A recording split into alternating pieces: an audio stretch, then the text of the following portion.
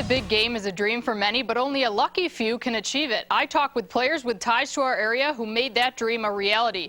They'll give you an inside look at the excitement of that special day and the appreciation they have for their hometowns. I'm Sarah Tranelli. News Channel 34 is proud to have the Watkins Glen show car on display in our tent this weekend. With the Cheez-It 355 at the Glen just over a week away, I headed down to the track to talk to Watkins Glen International President Michael Printup about the excitement building around the race and the financial impact it has on the state. That's right, Jim. It was an absolutely gorgeous day out here today. The rain we got earlier in the week softened up the greens. The fairways were rolling, and that meant the players were pin-seeking. Let's take a look at your first-round highlights. Players on the field each night at NYSEG Stadium are just 2 steps away from the majors. It will take a lot of hard work and dedication for these players to achieve their dreams, but they've got the perfect guy to lead them here in Binghamton and 5th-year manager Pedro Lopez. Former player and manager Yogi Berra said it perfectly. Baseball is 90% mental and the other half is physical. Current B-Mets manager Pedro Lopez preaches that saying in his locker room. To get to AA, you got to be a good baseball player, number one, obviously. But Pilo works above the shoulders, more of the mental side of baseball, trying to understand the situations and what's going to happen in the game before he tells you. Lopez is a minor league guy. He spent 13 years as a catcher in the minor leagues, winning a AA championship under current San Francisco Giants skipper Bruce Bochy in 1992. He knows the minor league system is a struggle at times, but his message to the players is to work on the little things. I wish I would have a manager that come up to me and say, don't worry about the results, just make sure you focus on the process. And if they do that, they're going to be okay. For starting catcher Jorge Carrillo, having Lopez as his manager is a treat.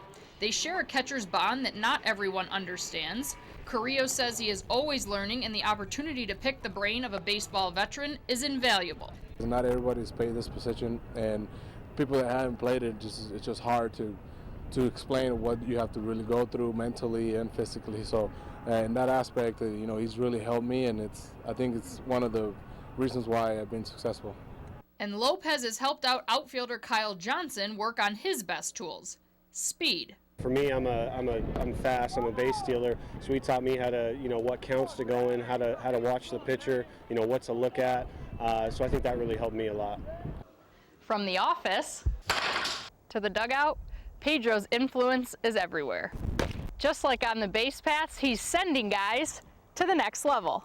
Not just being an outfielder, but understanding the whole game in general, what the other team's trying to do, what we're trying to do, and kind of be a coach of the game yourself. I think Pilo does a really good job of that. We're just going to keep doing it, trying to get as many guys as we can get up there, and with the mentality of, we got to win, because if they win down here, and they're going to be winners from, for the years to come. Lopez was inducted into the Binghamton Baseball Shrine in 2015 after leading the team to its 3rd straight postseason appearance. He had a shot at a position in New York, but for now says he's looking forward to bringing another championship to Binghamton. Good evening, I'm Sarah Tranelli. There was a lot at stake for the Maine Endwell football team in the Class B title game. A win would give them 51 straight wins, tying the state record, and it would give them 4 consecutive state titles, which has never been done before in New York State. All that on the line, but the team standing in their way, Shelmont, the same team they faced in last year's title game. Defense set the tone early. Opening drive for the Sabres. Adam Gallagher steps in front of the pass and returns this one 25 yards, 7-0 Spartans. On Shelmont's second drive, they go through the air again, and this time it's Michael Palmer with the pick. He's just so athletic. On the ensuing drive, Palmer makes an even bigger catch. It's my favorite combo, the Balmer to Palmer special. 35-yard beauty, and just like that, it's 14-0 Spartans. To the second quarter, Gallagher gets the toss and punches it in, and the Spartans take a 21-0 lead into the half. To the third quarter, Shelmont trying to get something going, but the ball slips through Nick Gallo's hands and into the hands of Adam Gallagher, who takes off, and there was no catching him. He takes it 95 yards to the house, and the Spartans take a commanding 27-0 lead. But to the fourth, Shelmont with the ball down 14, under a minute to play. On the halfback pass, it gets tipped by Palmer and lands into the hands of Devin Higgins, and all of a sudden it's a one-possession ball game. But the Spartans recover the onside kick and secure another state championship, 27-19. Maine Endwell wins its 4th straight title, thanks in large part to a guy who has been there for every one of the 51 wins. Great player, show up in big games, and he proved once again that he's a great player. Kaczynski was a special teams captain on that Seahawks squad, and this opportunity was one he dreamed about since he was a little kid. I remember walking out onto the field and just being overcome with emotion, and just realizing how special that moment was, how many people had helped to get me there, everybody from Endicott, from my coaches not only in football, wrestling, and track, and the teachers, and my family and friends. It was an amazing moment, and I was there to be able to represent, Endicott. The game was full of big plays as the Steelers jumped out to an early 14-3 lead before Kelly Herndon's 76-yard reception set up a Seahawks touchdown to cut it to 14-10. Pittsburgh responded with a big 43-yard touchdown of their own to clinch the game, but the game was marred with controversial calls, including an offensive pass interference call that cost Seattle a touchdown in the first quarter. Criticism came flooding in following the game, but Kaczynski said all that mattered is at the end of the game, the scoreboard read Steelers 21, Seahawks 10. The fact is, it did come down to you either make a play or you don't. That's what I love about football. There's no gray area. Either do or you don't.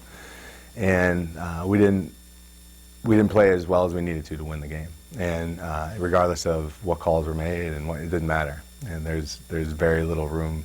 The only thing that makes sense is what that score is at the end of the game. But just so happy and proud to have played in that game. Kaczynski has accomplished many things in his life, both on the field and off. He has won a lot of games and played on the biggest stage his sport has to offer.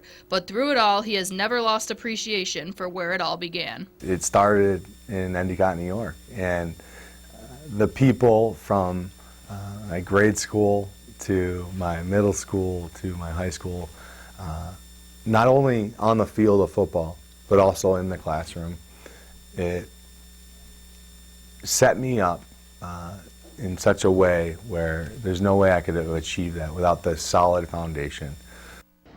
Many people think of golf as an individual sport. In many ways it is, but here out on the professional level, it's very much a team. The person standing next to the bag doesn't always get as much attention as the player, but their role is just as crucial to the player's success.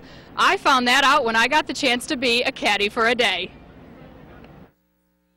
I'm Sarah Tranelli here with fellow Rochesterian Jeff Sluman, and I'm going to be his caddy for the day. So it's a pleasure to have you, and I'm glad I get to do this today. And what's the biggest thing that you look for in a caddy so that I know what I'm looking to do out here today? Well, the first thing you did right was you showed up on time, so that's number one.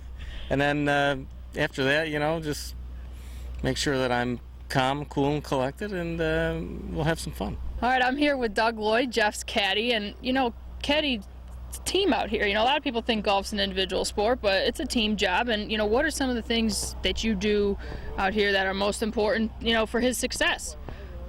Three things: you show up, you keep up, and you shut up. That's probably the three most important things. So if you do those, you're going to be pretty successful. Golf's certainly a mental game as much as it is physical, and how does the caddy play into that situation there of the player's mental game? I think you just try to be the same every day. And so no matter if you're playing good or playing bad, you try to be the same. That's the most important thing. All right, here we go. 94 and 15, so what club's that for you? It depends. But today, with the wind, it doesn't feel like it's downwind right now, does it? It's supposed to be downwind. Feels a little lattice, huh?